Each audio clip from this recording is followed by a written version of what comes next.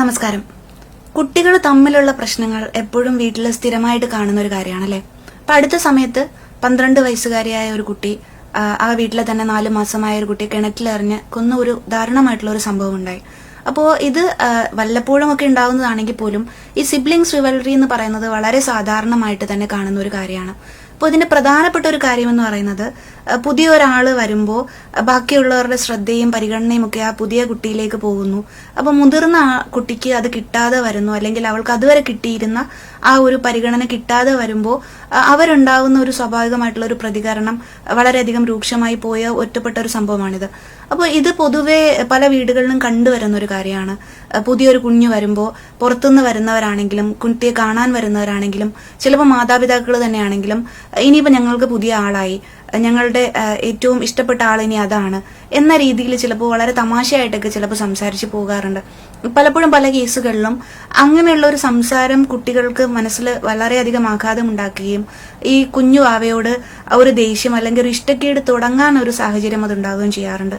അപ്പോൾ ഇത് അത്ര നിസ്സാരമായിട്ട് കാണേണ്ട ഒരു കാര്യമല്ല. കുട്ടികൾ തമ്മിലുള്ള ഒരു സ്നേഹവും അവര് സഹോദരങ്ങൾ തമ്മിലുള്ള ഒരു ബന്ധമൊക്കെ ഉണ്ടാവുന്നത് ആ ചെറിയ പ്രായത്തിൽ തന്നെ ഉണ്ടാവേണ്ട ഒരു കാര്യമാണ്. അപ്പൊ അതിനുണ്ടാവുന്ന ഏറ്റവും വലിയൊരു വിലങ്ങുതടിയാണ് ഇത്തരത്തിലുള്ള അഭിപ്രായ പ്രകടനങ്ങൾ എന്ന് പറയുന്നത്.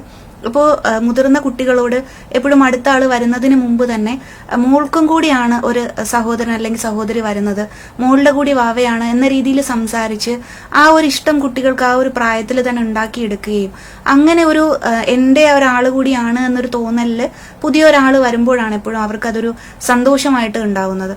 അപ്പോൾ അങ്ങനെ ഒരു സാഹചര്യങ്ങൾ ഉണ്ടാക്കി കൊടുക്കേണ്ടത് വളരെ അത്യാവശ്യമാണ്. പലപ്പോഴും പുറത്തുനിന്ന് വരുന്നവരായിരിക്കും ഇനി നിന്നെ വേണ്ട, ഇനി വാവയുണ്ടല്ലോ എന്നൊക്കെ പറയുന്നത്.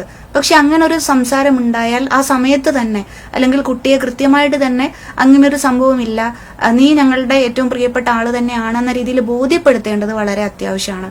അപ്പോൾ അങ്ങനെ ആകുമ്പോൾ ഈ സഹോദരങ്ങൾ തമ്മിലുള്ള ആ ഒരു സിബ്ലിങ്സ് റിവൽറി എന്ന് പറയുന്ന ഒരു കാര്യം ഒഴിവാക്കാനായിട്ട് സാധിക്കും. ചെറിയ കുട്ടികൾക്ക് സ്വാഭാവികമായിട്ട് തന്നെ അവർക്ക് വേണ്ടുന്ന ആ ഒരു ശ്രദ്ധ പരിചരണമൊക്കെ നമ്മൾ കൊടുക്കുമ്പോൾ ഇത് മനസ്സിലാക്കിയെടുക്കാൻ പ്രായമായ ആളായിരിക്കും മുതിർന്ന കുട്ടികൾ. അപ്പോൾ അവർക്കത് കിട്ടാതെ പോകുന്നു എന്നുള്ളതിനെ വളരെ വ്യക്തമായിട്ട് മനസ്സിലാക്കാൻ സാധിക്കും.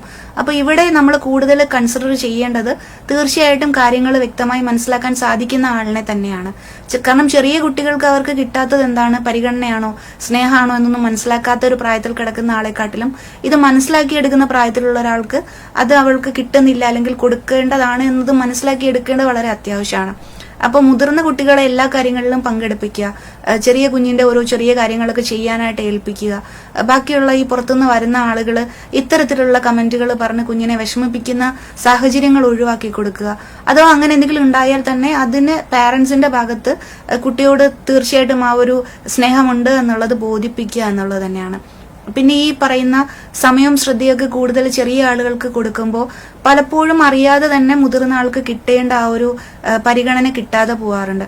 അപ്പൊ എത്ര കുട്ടികളുണ്ടെങ്കിലും ഓരോരുത്തർക്കും ഒറ്റയ്ക്ക് പാരന്റ്സ് സമയം കൊടുക്കുക എന്നുള്ളത് തന്നെയാണ് ഇതിനൊക്കെ കൊടുക്കാൻ പറ്റുന്ന ഏറ്റവും നല്ല പ്രതിവിധി. ഒറ്റയ്ക്ക് ഒരാളുമായിട്ട് പുറത്തു പോവുക, അവരായിട്ട് സംസാരിക്കുക, അല്ലെങ്കിൽ ഒന്ന് നടക്കാൻ പോവുക. ആ സമയത്ത് അവർക്ക് കേൾക്കാനുള്ളത് ഒറ്റയ്ക്ക് കേൾക്കുക എന്നുള്ളതാണ്. ഈ ഒരുമിച്ചിരുന്ന് കേൾക്കുന്നതും ഒറ്റയ്ക്ക് ഇരുന്ന് കേൾക്കുന്നതും തമ്മിൽ വളരെ വ്യത്യാസമുണ്ട്. അപ്പൊ കുട്ടികൾക്ക് അവർക്ക് പറയാനുള്ള കാര്യങ്ങൾ അച്ഛനോട് അല്ലെങ്കിൽ അമ്മയോട് ഒറ്റയ്ക്ക് സ്വതന്ത്രമായിട്ട് പറയാനുള്ള സാഹചര്യങ്ങൾ എപ്പോഴും ഉണ്ടാകുന്നത് ഇത്തരത്തിലുള്ള പ്രശ്നങ്ങൾ ഒഴിവാക്കാനായിട്ട് വളരെയധികം സഹായിക്കും. പിന്നെ ഈ കുഞ്ഞുങ്ങൾ തമ്മിലുള്ള ഒരു സ്നേഹവും ബന്ധവുമൊക്കെ കൂടുതൽ ഊട്ടിയുറപ്പിക്കാൻ അവർ തമ്മിൽ കൊടുക്കുന്ന സമയത്ത് ചിലപ്പോൾ ചെറിയ വഴക്കുകളൊക്കെ ഉണ്ടാവുമ്പോൾ ഇതെന്താ സംഭവിച്ചതെന്ന് പോലും നോക്കാതെ മൂത്ത ആളിനെ അല്ലെങ്കിൽ നമ്മുടെ കയ്യിൽ കിട്ടുന്ന ആൾക്ക് അടി കൊടുക്കുക എന്ന രീതിയിലൊരു ശീലം പൊതുവെ കാണാറുണ്ട്. അപ്പൊ അതും കുട്ടികൾക്ക് കിട്ടുന്ന ഈ ഒരു ഇൻജസ്റ്റിസ് അല്ലെങ്കിൽ ഈ ഒരു അന്യായം കുട്ടികളെ പെട്ടെന്ന് ബാധിക്കും. അതുകൊണ്ട് ഒരു വീട്ടിലിപ്പോ കുഞ്ഞുങ്ങൾ തമ്മിലൊരു വഴക്കുണ്ടായാൽ തന്നെ അതിന്റെ കാരണങ്ങൾ മനസ്സിലാക്കി ആരാണ് തെറ്റ് ചെയ്തത്, എവിടെയാണ് പ്രശ്നമുണ്ടായത് മനസ്സിലാക്കിയിട്ട് അതിന് പ്രോപ്പറായിട്ടുള്ള രീതിയിൽ ന്യായമായിട്ടുള്ള രീതിയിൽ തന്നെ ആ വഴക്ക് സോൾവ് ചെയ്യേണ്ടതാണ്.